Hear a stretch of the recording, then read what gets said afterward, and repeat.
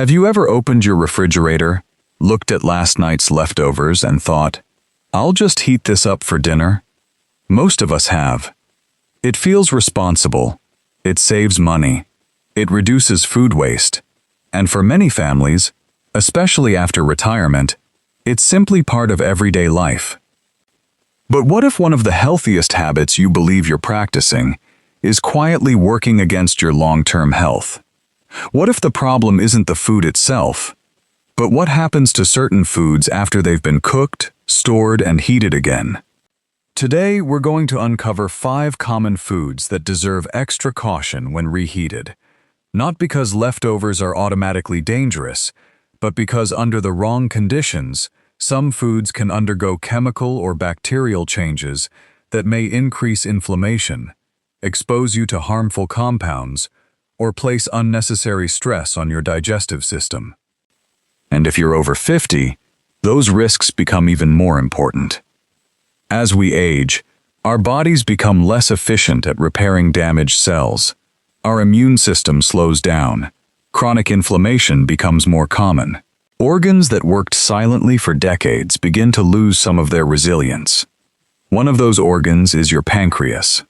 Unlike your heart, it doesn't race to warn you. Unlike your stomach, it rarely hurts until something is seriously wrong. In fact, many pancreatic diseases develop quietly for years before producing obvious symptoms. That silence is exactly why learning how to protect this remarkable organ matters. Now, before we continue, I want to make one thing very clear. This video is not about creating fear. Millions of people eat leftovers every day without developing cancer. The goal today isn't to convince you to throw away every container in your refrigerator. Instead, it's to help you understand which foods deserve extra attention, how to store them safely, and the healthiest ways to enjoy them later. Because small decisions repeated every week can make a meaningful difference over the years. I'm Dr. Nathan Ashford. And for more than 2 decades, I've helped older adults understand how everyday habits influence long-term health. One lesson has remained remarkably consistent throughout my career. Serious illnesses often don't begin with one dramatic event. They begin with dozens of ordinary routines repeated thousands of times. A meal prepared without thinking. A shortcut taken because we're busy. A food reheated one more time because it seems harmless. Most of those choices are perfectly safe. Some deserve a second look. Today, we'll examine 5 of the most commonly reheated foods found in American kitchens and explore what modern food safety research and nutritional science actually tell us about them. We'll separate myths from evidence. We'll discuss what really happens during reheating. And most importantly, I'll show you simple changes that allow you to keep enjoying leftovers while reducing unnecessary risks. Because protecting your health shouldn't require expensive supplements or complicated diets. Sometimes it starts with understanding what's already sitting inside your refrigerator. The very first food on today's list surprises almost everyone. In fact, it's one of America's favorite comfort foods, and many people unknowingly make it far less healthy the second time they cook it. Let's begin.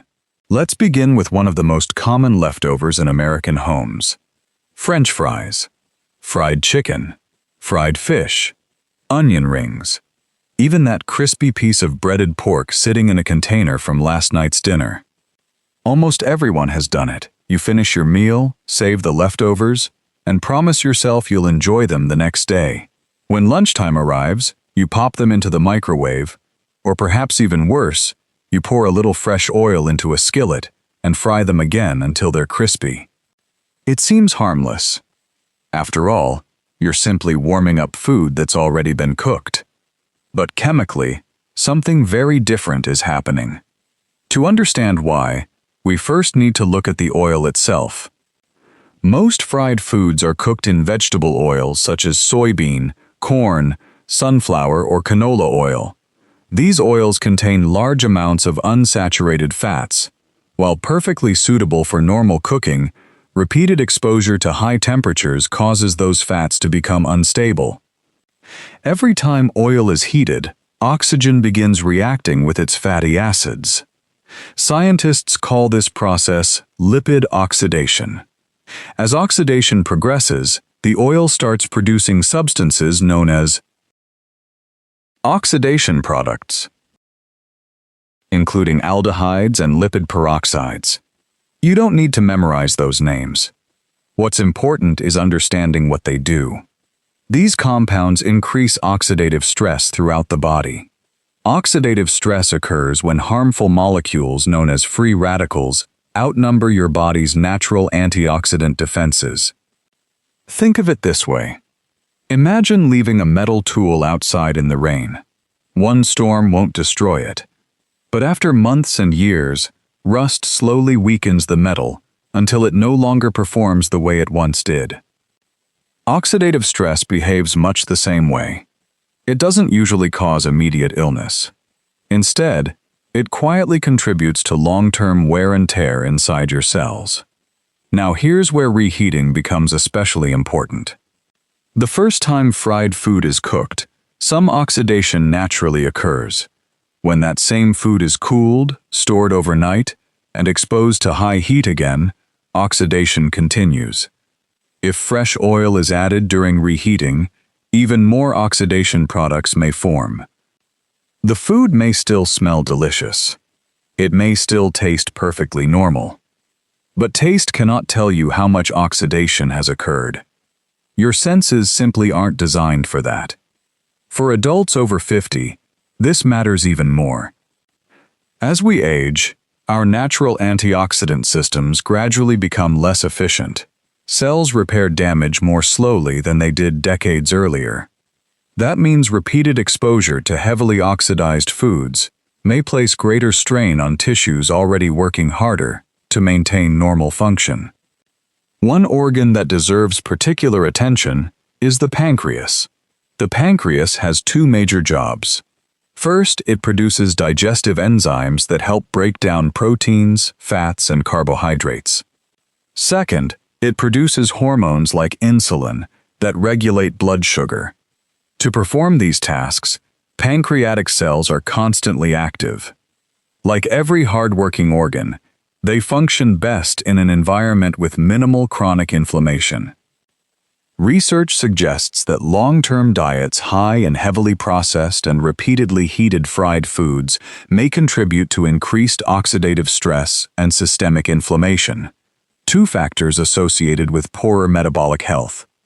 Does that mean reheating fried chicken one time will cause pancreatic cancer? Absolutely not. That's an oversimplification, and it's not supported by current scientific evidence. Health risks develop through patterns repeated over many years. One meal rarely changes your future. Thousands of similar meals might. So here's a better question to ask yourself. How often do fried leftovers become part of your weekly routine? Twice? 3 times? Every weekend?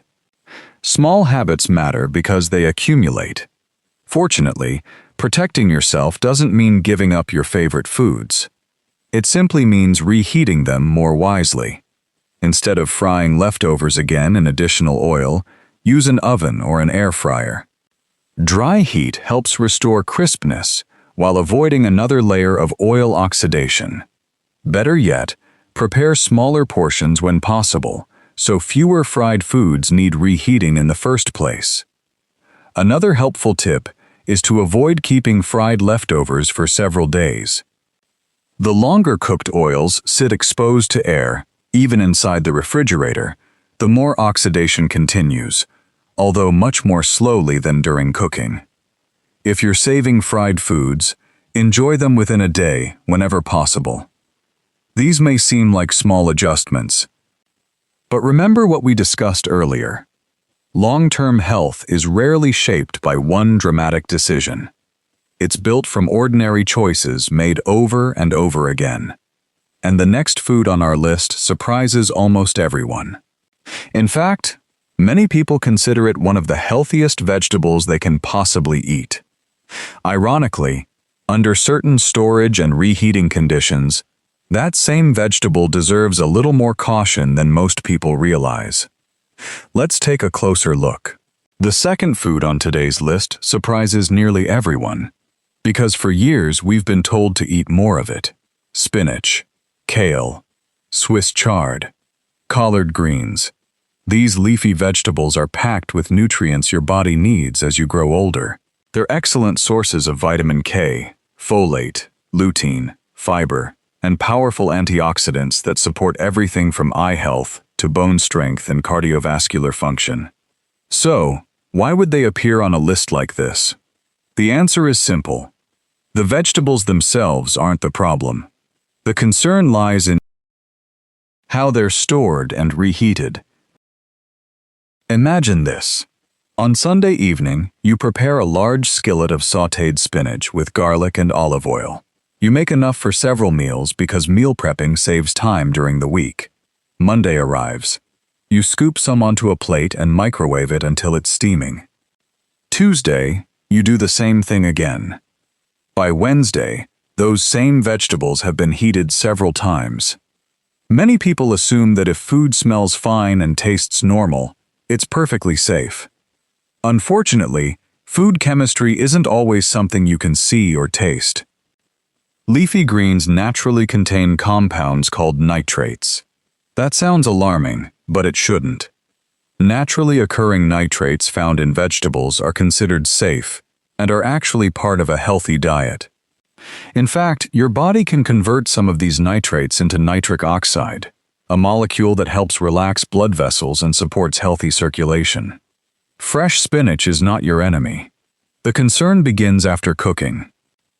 Once cooked vegetables are stored for extended periods, especially if cooling or refrigeration isn't ideal, naturally occurring bacteria can slowly convert some nitrates into nitrites.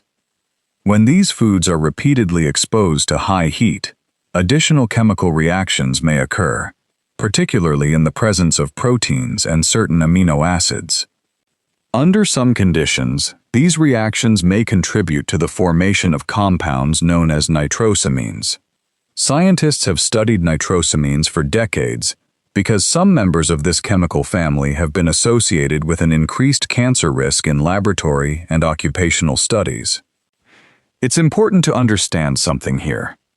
Not every reheated vegetable suddenly becomes loaded with nitrosamines. Risk depends on several factors: how the food was cooked, how quickly it was cooled, how long it remained refrigerated, how many times it was reheated, and the temperatures involved during each step. This is why food safety experts focus so heavily on proper storage, not simply on reheating. For adults over 50, this discussion becomes especially meaningful. As we age, our bodies naturally experience higher levels of oxidative stress. DNA repair mechanisms also become less efficient compared to younger adulthood. That doesn't mean damage cannot be repaired. It simply means reducing unnecessary exposure to harmful compounds becomes increasingly valuable. Your pancreas, liver, stomach, and intestines all work together to process everything you eat. When meals consistently contain higher levels of oxidized fats, heavily charred compounds, or poorly stored foods, the digestive system must work harder to maintain balance. No single serving determines your future, but long-term dietary patterns certainly influence it. Fortunately, protecting yourself is remarkably simple. First, prepare only the amount of cooked greens you realistically expect to eat within a day or two. Second, cool leftovers quickly, rather than leaving them on the kitchen counter for several hours. Third, refrigerate them promptly in shallow containers so they cool evenly. If you enjoy spinach the next day, consider eating it cold in a salad, mixed into whole grains, or wrapped inside a whole wheat tortilla. Many Mediterranean diets regularly include chilled cooked vegetables, and they remain both nutritious and delicious. If you do decide to warm them again, reheat them only once. Repeated heating and cooling cycles increase opportunities for both nutrient loss and unwanted chemical changes. One reheating is generally acceptable when food has been stored safely. 3 or 4 reheating cycles? That's a habit worth avoiding. Here's another point many people don't realize. Fresh leafy greens lose nutritional value over time, even inside the refrigerator. Vitamin C gradually declines. Certain antioxidants begin breaking down. So even when food remains safe to eat, it may no longer provide the same nutritional benefits it had on the day it was prepared. That's one more reason to cook reasonable portions rather than oversized batches that linger in the refrigerator all week. Healthy eating isn't just about choosing nutritious foods. It's also about preserving their nutritional quality from the moment they're cooked until the moment they're eaten. And now we come to the third food on today's list. Unlike spinach or kale, this next item sits in kitchens all over the world. It looks perfectly harmless. It has almost no smell. Most people never think twice about reheating it. Yet every year, this everyday staple is responsible for thousands of cases of foodborne illness, often because one simple step was overlooked immediately after cooking. Let's talk about rice. Now we arrive at a food that almost every household has in the refrigerator at some point during the week. Rice. Whether it's white rice, brown rice, jasmine rice, or basmati, millions of Americans prepare large batches because it's affordable, convenient, and easy to pair with almost any meal. Meal prepping with rice isn't unhealthy. In fact, cooked rice can be perfectly safe. The real issue isn't reheating itself. It's what happens between cooking and reheating. Let me explain. Imagine you've just finished dinner. There's half a pot of rice left on the stove. You're planning to save it for tomorrow, so you leave it there while you clean the kitchen, watch television, maybe answer a few emails. An hour passes. Then another. Finally, before going to bed, you transfer the rice into a container and place it in the refrigerator. That simple routine seems harmless. Unfortunately, those few hours at room temperature are exactly where the greatest risk begins. Unlike many foods, raw rice naturally contains microscopic bacterial spores from the environment. One of the best known is Bacillus cereus. These spores are remarkably resilient. Normal cooking destroys the active bacteria, but the spores themselves can survive boiling temperatures. Think of them as tiny biological sleeping capsules. While the rice is hot, they remain inactive. But as the rice slowly cools into what's known as the temperature danger zone, between approximately 40 degrees Fahrenheit and 140 degrees Fahrenheit, 4 degrees Celsius to 60 degrees Celsius, those dormant spores can begin waking up. Once active, they multiply rapidly. Some strains produce toxins that may cause nausea, vomiting, stomach cramps, and diarrhea. Here's the important part. Certain toxins produced by Bacillus cereus are heat-stable. That means reheating the rice thoroughly may kill the bacteria, but it may not destroy every toxin that was produced while the rice sat at unsafe temperatures. That's why food safety experts often say, safe reheating starts with safe cooling, not the other way around. This is where many people unknowingly make mistakes. They assume the microwave fixes everything. It doesn't. The microwave is excellent at warming food. It cannot reverse bacterial growth that already occurred hours earlier. Think about it like smoke in a house. Opening the windows removes the smoke, but it doesn't erase the fire that caused it. Likewise, reheating can eliminate many living bacteria, but some bacterial toxins remain behind. Fortunately, preventing this problem is incredibly simple. As soon as you're finished eating, don't leave a large pot of rice sitting on the stove for the rest of the evening. Instead, Transfer the leftovers into shallow containers. Smaller portions cool much faster than one large steaming pot. Place them in the refrigerator within about an hour, whenever practical, especially if your kitchen is warm. Cooling food quickly limits the amount of time bacteria have to multiply. Another habit worth adopting is labeling your leftovers. It sounds almost too simple, yet many people honestly can't remember whether the rice in the refrigerator was made yesterday or 4 days ago. If you're guessing, that's already a warning sign. Food safety shouldn't depend on memory. Now let's talk about reheating. Once refrigerated, rice should be reheated until it's steaming throughout, not just warm around the edges. Stirring halfway through helps distribute heat more evenly, especially in the microwave. Even more importantly, try not to reheat the same container multiple times.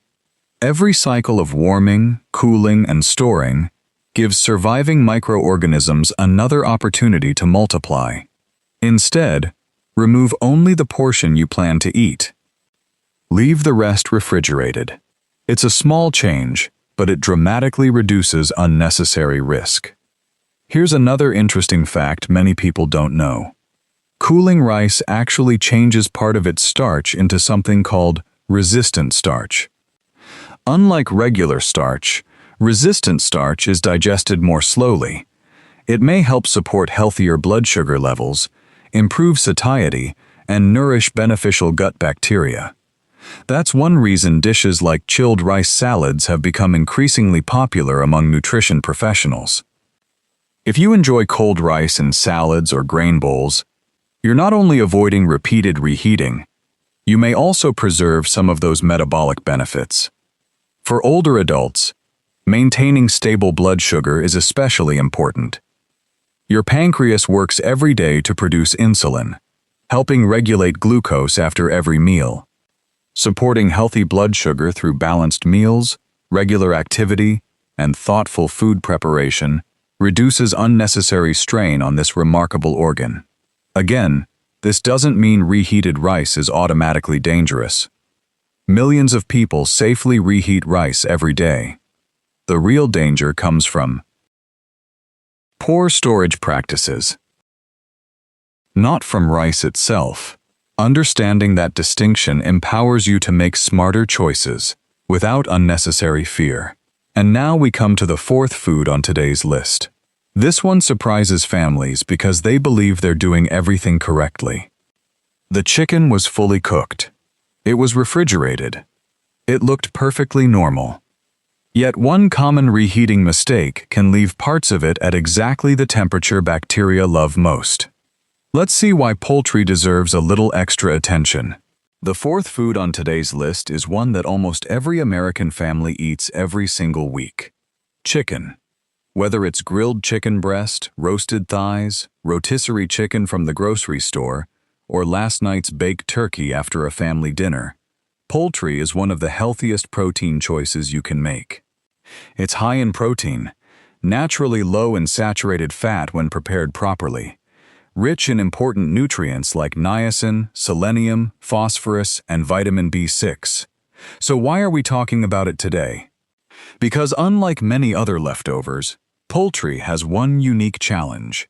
It must be reheated evenly. And unfortunately, that's where many kitchens go wrong. Imagine it's Tuesday afternoon.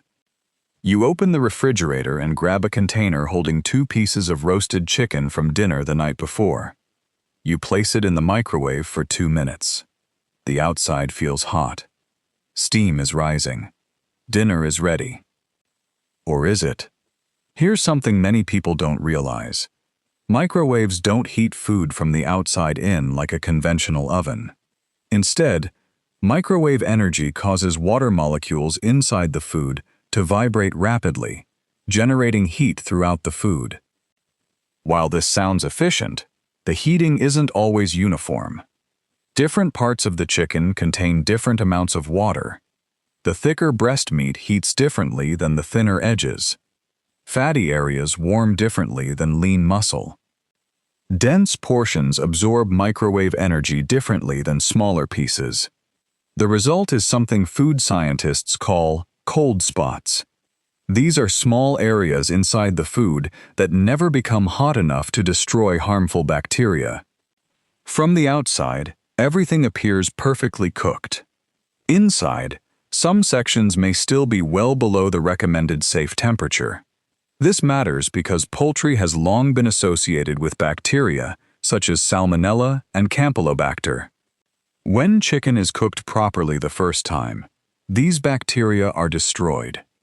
However, after cooking, new contamination can still occur. Perhaps the chicken touched an unwashed cutting board. Maybe the serving utensils weren't completely clean. Perhaps juices from raw meat accidentally contacted the cooked leftovers inside the refrigerator. These situations are more common than many people realize. Now imagine those bacteria sitting inside a thick piece of chicken that's only partially reheated. The outside becomes piping hot. The center stays merely warm. Unfortunately, warm temperatures are exactly where bacteria multiply most rapidly.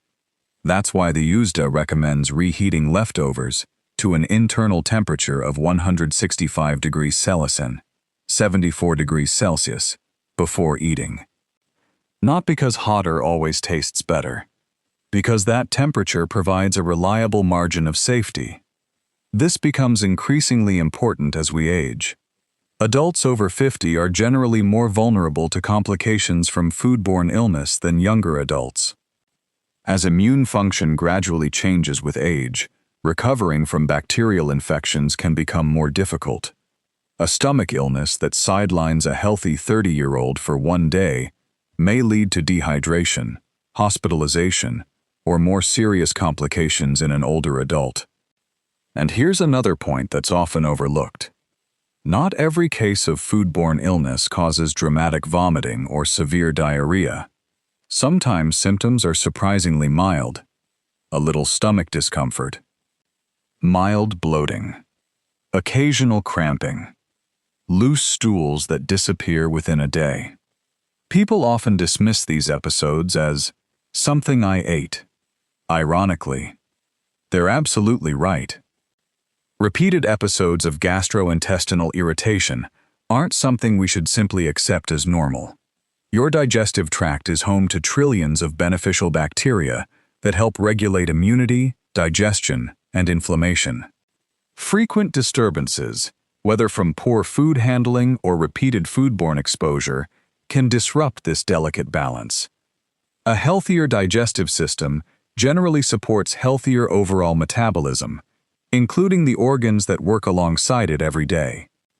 So, what's the safest way to reheat poultry? The first recommendation is surprisingly simple. If possible, avoid reheating large, whole pieces. Instead, slice chicken into smaller portions before storing it. Smaller pieces heat more evenly and reach safe temperatures much faster. If you're using a microwave, arrange the pieces in a single layer rather than stacking them. Halfway through heating, stop the microwave. Turn or stir the food. Then continue heating until everything is steaming throughout. After heating, let the chicken rest for about 1 minute. Residual heat continues moving through the meat, helping eliminate cooler areas. Even better, when you have time, use a conventional oven. Low, even heat warms the chicken much more uniformly than microwave energy. The texture also stays noticeably better. Dry, rubbery chicken usually isn't the result of reheating. It's often the result of overheating.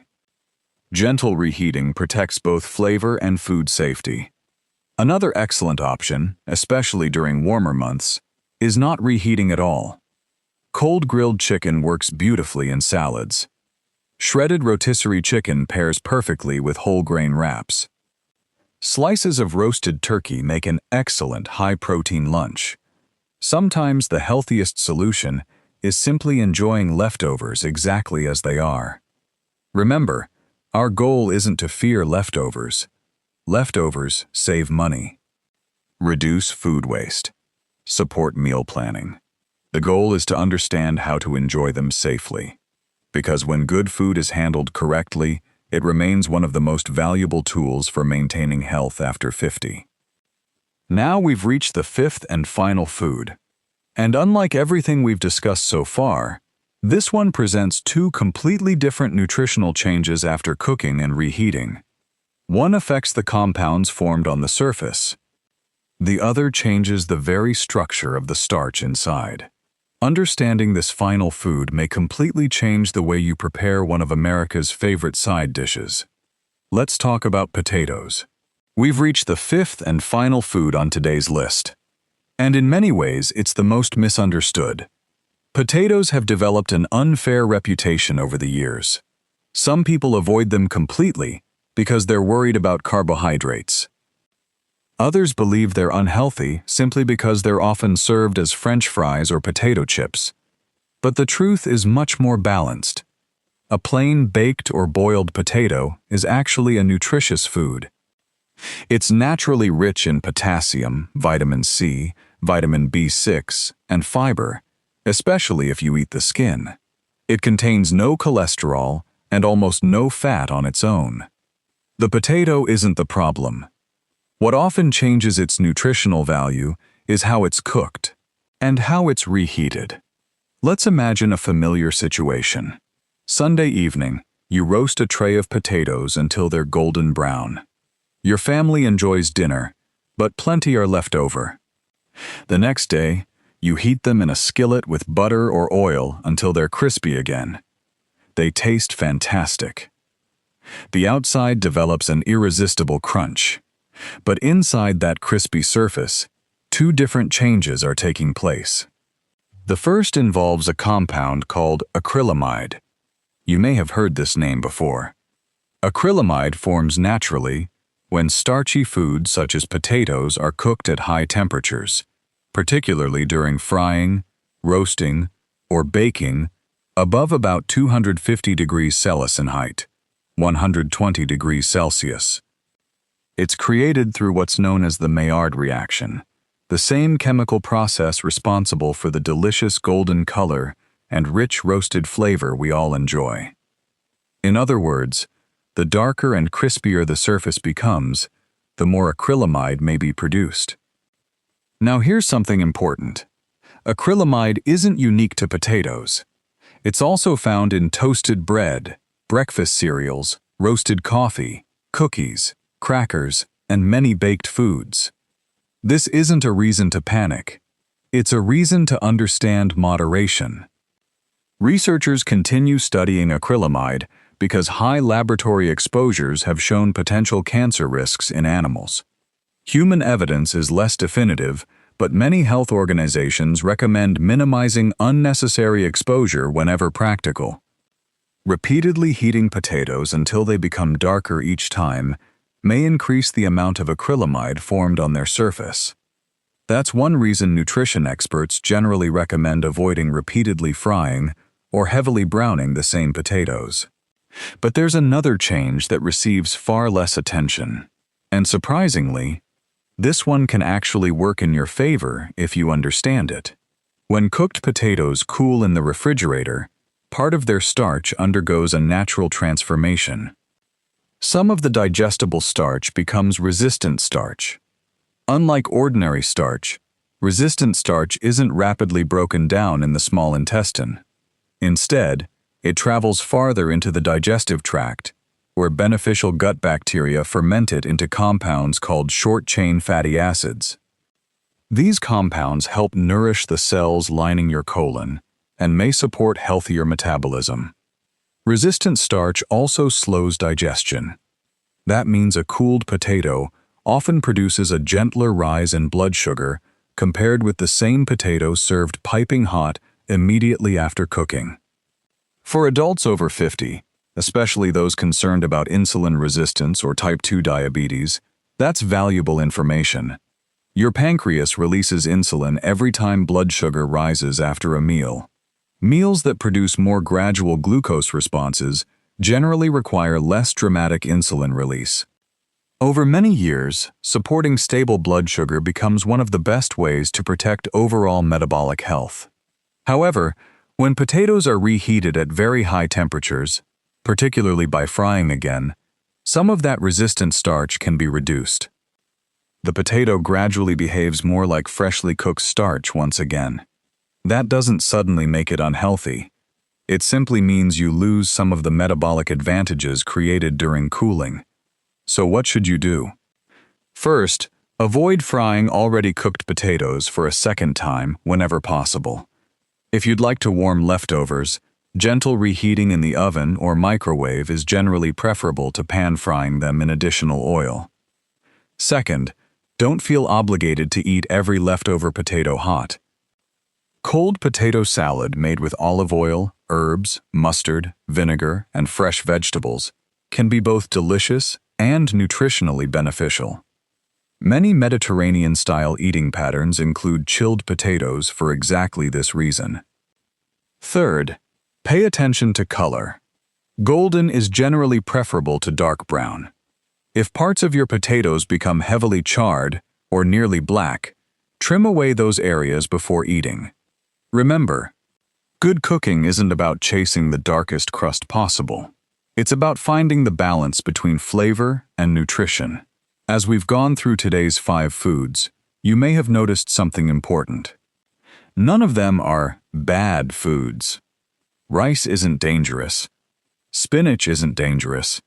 Chicken isn't dangerous. Potatoes aren't dangerous. Even fried foods can absolutely fit into a balanced lifestyle. The common thread has never been the food itself. It's how it's stored, how it's reheated, and how often those habits become part of our daily routine. Health is rarely determined by one meal. It's shaped by patterns. A balanced diet filled with fruits, vegetables, whole grains, lean proteins, healthy fats, regular physical activity, quality sleep, and safe food handling will always matter far more than any single leftover sitting in your refrigerator. And that's the message I hope you'll remember after today's discussion. Because protecting your pancreas doesn't begin with fear. It begins with informed decisions.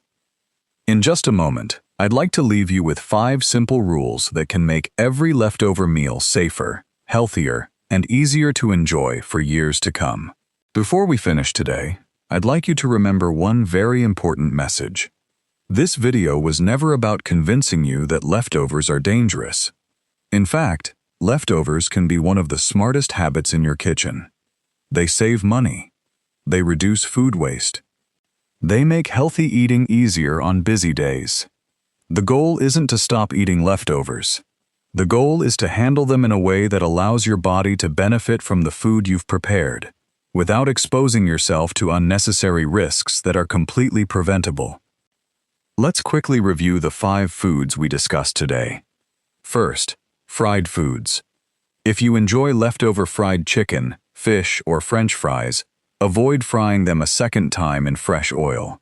Every additional exposure to high heat increases fat oxidation and reduces nutritional quality. Instead, choose an oven or an air fryer to restore crispness with much less added fat. Second, leafy green vegetables. Spinach, kale, and other greens remain some of the healthiest foods you can eat. The key is proper storage. Refrigerate them promptly. Avoid repeated reheating, and whenever possible, enjoy leftovers cold in salads, grain bowls, or wraps. Third, cooked rice. Rice isn't dangerous because it's reheated. It's dangerous only when it's allowed to sit too long at room temperature before refrigeration. Cool it quickly, refrigerate it promptly, reheat only the portion you need, and avoid reheating the same batch over and over again. Fourth, chicken and other poultry. Always make sure leftovers are heated evenly until they're fully steaming throughout. Large pieces should be cut into smaller portions whenever possible, and using an oven often provides more consistent heating than a microwave alone. Finally, potatoes. Instead of frying cooked potatoes a second time, choose gentler reheating methods, or enjoy them cold as part of a healthy salad. You'll preserve more of their nutritional value while reducing unnecessary exposure to compounds formed during excessive browning. Notice something interesting? Every recommendation today shares one common principle: respect the food after it's cooked. Because food safety doesn't end when dinner is over. It continues in the refrigerator. It continues during storage. And it continues every time we choose how to prepare tomorrow's meal. As a physician, I've learned that people often search for one miracle food that will protect them from disease. One supplement. One vitamin. One secret ingredient. But the truth is usually much less dramatic. Long-term health is built through hundreds of ordinary decisions. Preparing meals at home. Staying physically active. Sleeping well, managing stress, keeping blood pressure, cholesterol, and blood sugar under control, avoiding tobacco, limiting excessive alcohol, maintaining a healthy weight. And yes, handling food safely. None of these habits seems extraordinary on its own. Yet together, they create the foundation for healthy aging. Your pancreas is one of the hardest working organs in your body. Every single day, it helps digest your meals, regulates blood sugar, and supports countless metabolic processes, quietly, faithfully, without asking for recognition. Unlike many organs, it rarely demands your attention. Perhaps that's why it deserves a little more of it. If today's discussion encourages you to cool leftovers a little faster, to store food a little more carefully, or to rethink how you reheat tomorrow's lunch, then this conversation has already accomplished its purpose. Because protecting your future health doesn't usually require dramatic change. It begins with small decisions repeated consistently over time. Before you go, I'd love to hear from you. Which of these 5 foods surprised you the most? Was it the rice, the potatoes, or perhaps the leafy greens? Leave your answer in the comments below. I read as many of your comments as I can, and your questions often inspire future videos that may help thousands of other viewers. And if you found today's information valuable, please consider supporting the channel by liking this video and sharing it with someone you care about. A simple conversation around the dinner table could help someone avoid a preventable food safety mistake they've been making for years. If you're new here, don't forget to subscribe and turn on notifications. Every week, we explore practical, science-based strategies to help adults over 50 protect their health, stay independent, and enjoy a longer, stronger life, without fad diets, fear, or misinformation. Thank you for spending part of your day with me. I'm Dr. Nathan Ashford. Take good care of yourself. Stay curious, stay healthy, and I'll see you in the next video.